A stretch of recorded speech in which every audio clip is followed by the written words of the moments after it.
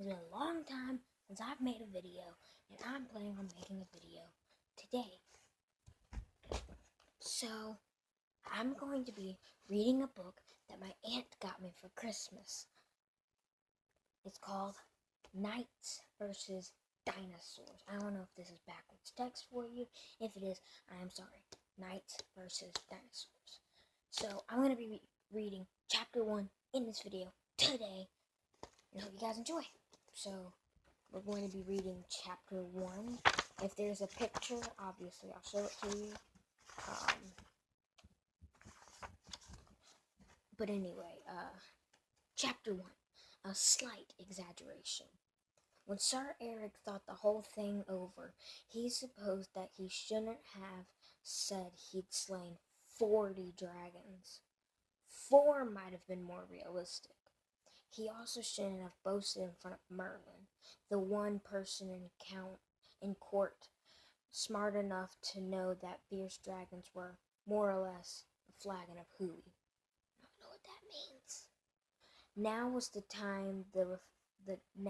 not the time for reflection, however.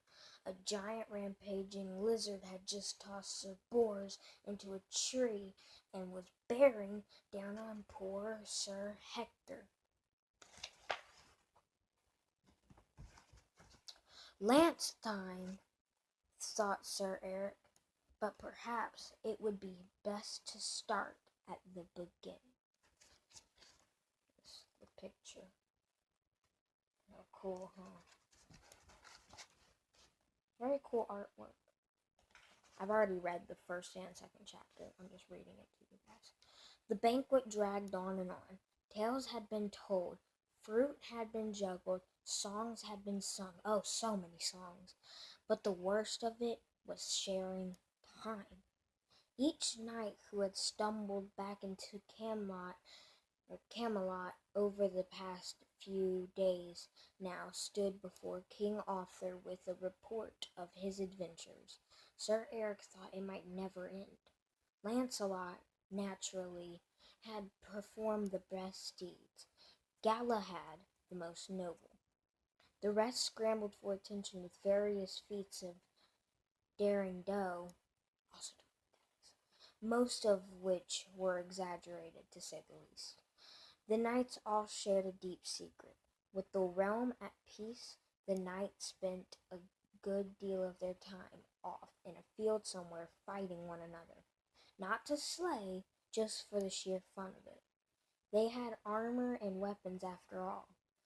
It was a shame not to use them.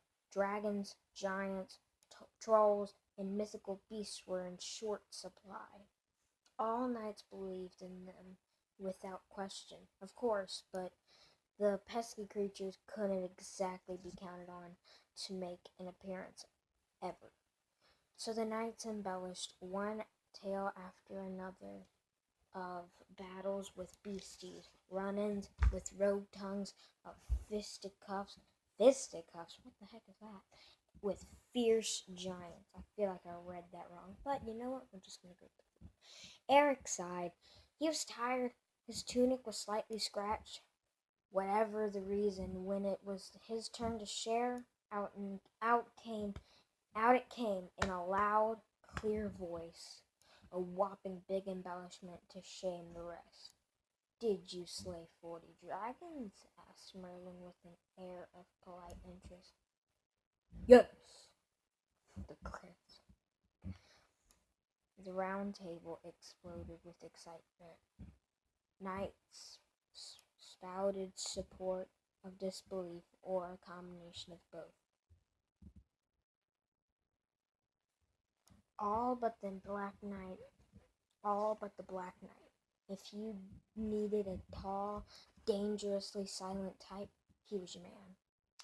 Tonight, as always, he stood in a dark corner in full armor. He stayed rigid, staring at Eric through his visor and helm. Queen Guinevere spoke, instantly silencing the hall. That is the most amazing accomplishment, Sir Knight. Have you no trophy for your king? She asked. Oh, dear, thought Eric. Oh, I thought that was talking. Oh, dear, thought Eric. He began. You see, milady, it was quite dark in the cave, and the cave, Merlin interrupted. Where is this cave? Far, pretty far, actually. Oh, said Merlin, folding his napkin. It is not the cave I am thinking of. Surely you would have not been so fortunate in that particular cave. It was subtle, but the famous Merlin bait hung in the air. Merlin nibbled on a carrot, waiting. Of what cave do you speak? Demanded Eric. He had no choice, really. This was all part of the act. If a dangerous adventure was dangled in front of you, a knight must respond. Merlin cleared his throat. Oh, you don't want to know. For in this cave lives the most fearsome creature of all. The terrible lizard. I know I'm making this way too over-exaggerated. Lizard, eh? Said Eric. I shall go and slay this terrible lizard. Sir Bors slammed a fist onto the table. Nay, I shall slay it. Leave brave Sir Eric to rest after such a noble feat of slaying 40 dragons. The fever spread. Knights were a competitive bunch.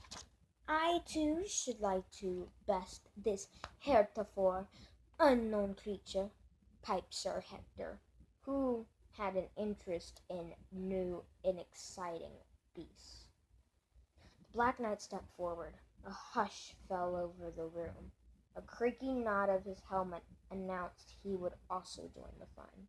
Sir Eric rose and told to King Arthur, My liege, with your permission, I shall face this terrible lizard.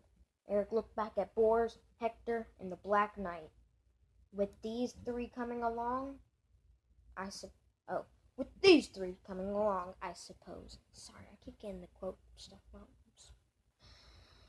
Arthur poked at a stray pea on his plate. You're not eating? But he often turned out when the knights became overly excited. As you wish, brave knights. Mind the people, though. Of course, sire. Only the fearsome brutes, corrected Merlin. There may be a few, come to think of it. The more the merrier, quipped Sir Bors. Not Borks, by the way, it's Bors, B-O-R-S. He was not exactly funny, but he often came up with a witty line at a crucial or a dangerous moment. Why can't I get my words? Sir Eric gazed longingly at his mutton, but the deed was done. He had to make show of it. I am off to prepare. I shall leave at first light. You will have the cave's location at dawn, said Merlin. Bring no horses or squires into the cave. You may, of course, pack a weapon or two. Your choice. He smiled. His gray eyes sparkled.